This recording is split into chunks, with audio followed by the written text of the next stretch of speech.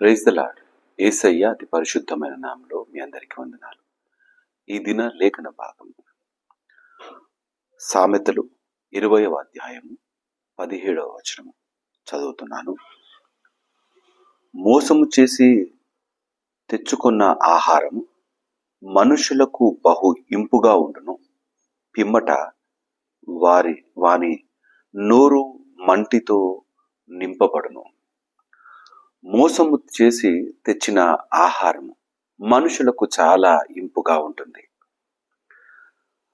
మనం బ్రతకాలంటే ఆహారం కావాలి. దాన్ని సంపాదించుకోవడానికి దేవుడు సరిగ్గా మనకు చక్కటి బలాన్ని ఇచ్చినాడు.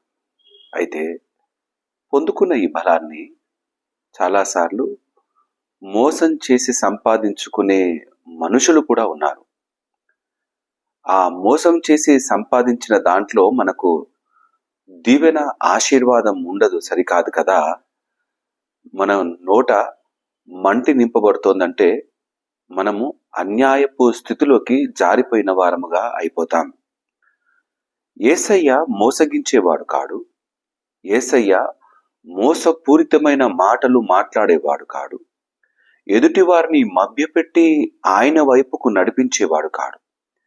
ఉన్నది ఉన్నట్టుగా మాటలు బోధించి వాక్యాన్ని అందించి మన పాపపు బ్రతుకులను మార్చి ఆయన సన్నిధానంలో నిలబెట్టినవాడు. ఈ ప్రయాణంలో మనము మోసం లేని వారముగా, పవిత్రమైన వారముగా, పరిశుద్ధులుగా బ్రతకాల్సిన జీవితాన్ని ఒకవేళ మోసము వైపుకు అడుగులు వేస్తే అపవాది ఈ మోసగానితో మనము స్నేహం సంబంధం కలిగి ఉన్నట్టు. దొంగలు కలిసి చేసే పని ఏంటి అంటే వారు అనేక మనుష్యులను మోసగించి వారిని కొట్టి వారి నుండి ధనాన్ని లాక్కుంటారు. వారు దొంగతనాలు చేస్తారు.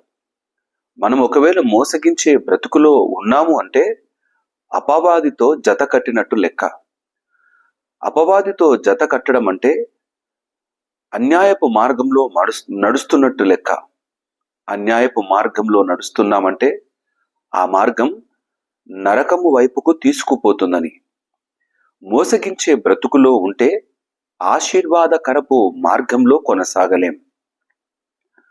తండ్రిని మోసగించినాడు యాకోబు.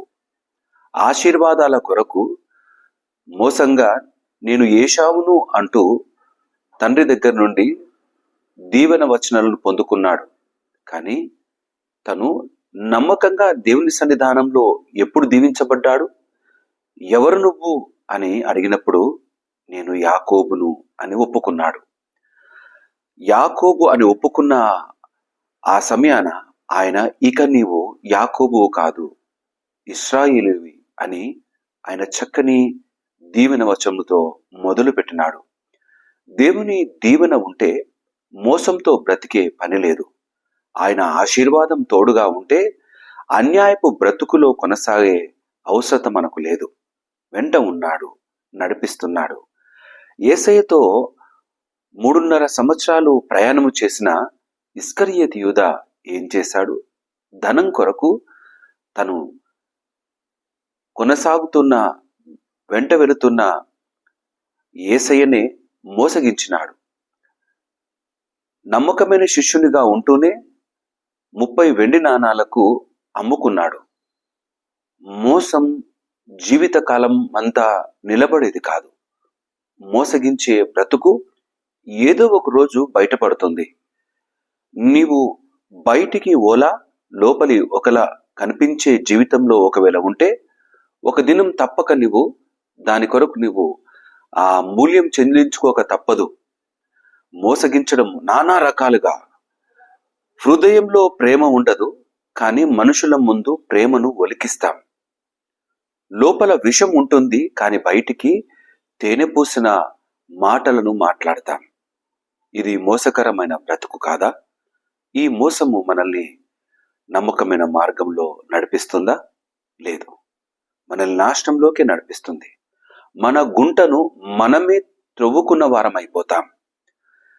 క్రీస్తు మార్గములో నడిచే జీవితాలు మోసముతో నింపబడ్డ జీవితాలుగా ఉండదు. మన నోట్లో మన్ను కొట్టుకునే విధంగా మనమే అయిపోతాం.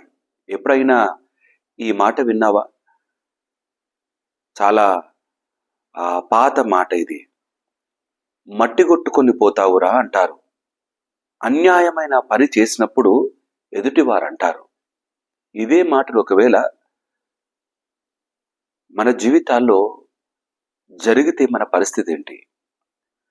పాపభూయిష్టమైన బ్రతుకును, మోసపూరితమైన బ్రతుకును మార్చి ఆ కలువరి శిలువలో నిన్ను పవిత్రపరచి బ్రతుకును సరిచేసి పనులతో బ్రతికే ఈ నమ్మకమైన జీవితాన్ని మనకిస్తే మనం చేస్తున్న పని అదే.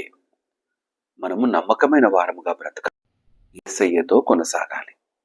అటే నమ్మకమైన జీవితంలో జీవిస్తూ నిత్యత్వంలో యేసయ్యతో ముందుకు కొనసాగే బ్రతుకులో మనం నిలబడటానికి ఆయనను ఆసరాగా, ఆయనే మూలాధారంగా బ్రతికే వారముగా మనముందాం. ఈ యొక్క ఉదయకాలము ఈ యొక్క వాక్య భాగంలోని ఈ యొక్క మాటలను హృదయంలో దాచుకొని ముందుకు కొనసాగుదాం. దేవుడి యొక్క మాటలు దీవించి ఆశీర్వదించును గాక. ఆమేన్. తల వంచుదాం, ప్రార్థన చేసుకుందాం.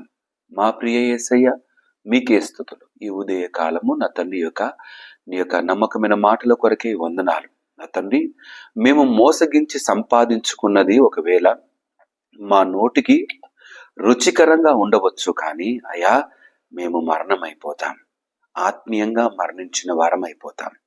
నాయన, నీవు ఇచ్చిన జీవాన్ని మేము నమ్మకంగా కలిగి ముందు కొనసాగుటకు, నా తండ్రి నిత్యత్వంలో చేర్చబడుటకు నాయన నమ్మకమైన జీవితాన్ని అనుగ్రహించండి. నిజాయితీ కలిగిన బ్రతుకును మాకు అనుగ్రహించి స్థిరపరచమని ప్రార్థిస్తున్నాను. అట్టి నిజాయితీలో మమ్మల్ని అందరినీ నాయన నీ యొక్క వాక్యపు వెలుగులో మమ్మల్ని నడిపించమని ప్రార్థన చేస్తూ, నా తండ్రి దిన దీవెన ఆశీర్వాదాలతో నింపండి. ఈ దిన ప్రయాణాల్లో తోడుగా ఉండండి అయ్యా. నీ యొక్క నెమ్మదైన దీవెనలు ఆశీర్వాదాలు పొందుకొని తిరిగి గృహాలకు వచ్చులాగున నీ సన్నిధానాన్ని తోడుగా ఉంచి నడిపించుమని స్తుతులు చెల్లిస్తూ యేసయ్య నామమున అడిగి ప్రార్థించి వేడుకుంటున్నాము నా తండ్రి. ఆమెన్. దేవుడి యొక్క మాటలు దీవించి ఆశీర్వదించును గాక. ఆమెన్. అందరికీ ప్రైజ్ ది లార్డ్.